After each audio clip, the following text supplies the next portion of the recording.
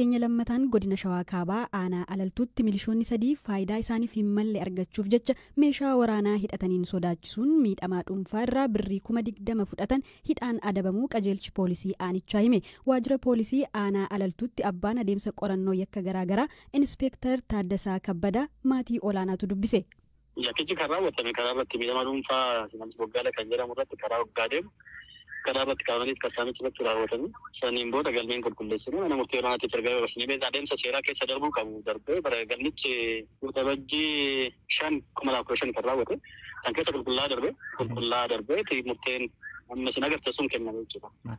Murticha isa akkanatti himtan jedheen sagalee keessaniin tari yakkichi guyyaa eessatti kan raawwatame hoo?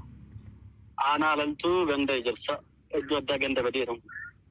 Milishoonni kun eegumsa irra turanii lakkoofsi isaanii meeqa ture? Yeroo saniif hojii ban turre ramaddii hin qaban garuu gaheen hojii isaanii milishaadha. Guyyaa sanitti garuu hojii ban turre. Milishoota meeqa yakka kana kan raawwate? Namni yakka kan raawwate nama 3 tarreen maqaa isaanii ibsameera. Kanaaf adeemsi deemamuu qaba gadeen garuu murteen kennameera akkanuma. Manni murtii dhimmicha ilaale yoomii dhaddachichi yoom ilaalame murtiin kennamee hagamee ka jedhu sana meenatti? Dhaddacha gaafa guyyaa 14 ji'a Saffaraa bara 2017 mana murtii olaanaa godina Shawaa Kaabaa dhaddacha dhaabbii 5 kan murtii kenne. Murtiin tokkoon isaan irratti darbe waggaa meeqa? Waggaa 8 fi 5. Tokkoon isaanii jechuudha. Tokkoon isaaniitti waggaa 8 fi 5 kennameera. Tari murtiin kun saamicha maallaqaati namooti kun namoota seeraa waan ta'aniif adabbiin isaanii kan cime laata tari yoo. Yakki saamichaa kamiyyuu kan raawwate wanbadummaadha waan ta'eef seerri yakkaa biyyattii keenya.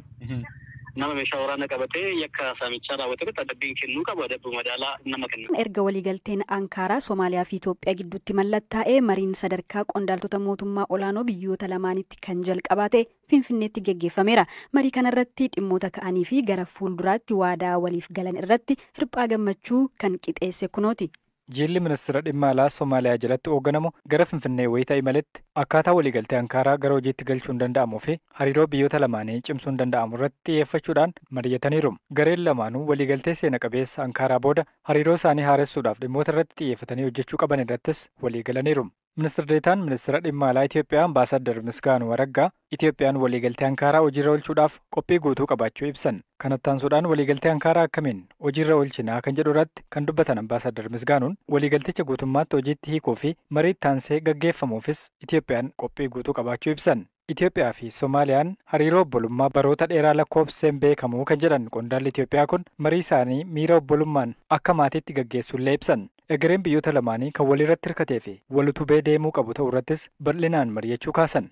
Kanaafuu dantaa fi faayidaa waloof jecha waltumsuun miira tokkummaan hojjechuun akka barbaachisus irratti waliigaluu ibsan. Biyyoonni lameen carraa walitti hidhatan hedduu waliin qabu. Nageenyi Somaaliyaa nageenya Itoophiyaati. Somaaliyaan tasgabbooftee jechuun Itoophiyaan tasgabbooftee jechuudha jedhan Ambaasaadder Misgaanuun. Kanaafuu mariin kun akkaataa carraa walirratti hirkate kana waliin itti fayyadaman akkasumas badhaadhina waloo fi walitti hidhaminsa naannawaa kanaa cimsuudhaaf waliin hojjechuu akka qaban akeekeera. Mariin hariiroo biyyoota lamaanii suphuun michummaa ture bakkatti deebisu akkasii itti fufee akka gaggeeffamus ibsaniiru.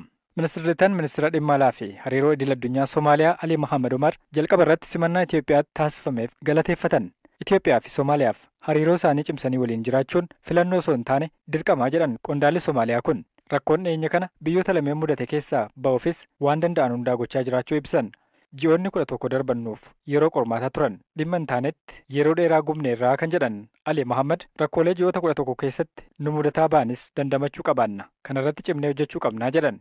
Akkaataa daandii daddabee sirreessuun danda'amu irrattis marii bu'aa qabeessa gaggeessineerraa jedhan qondaalli Somaaliyaa kun.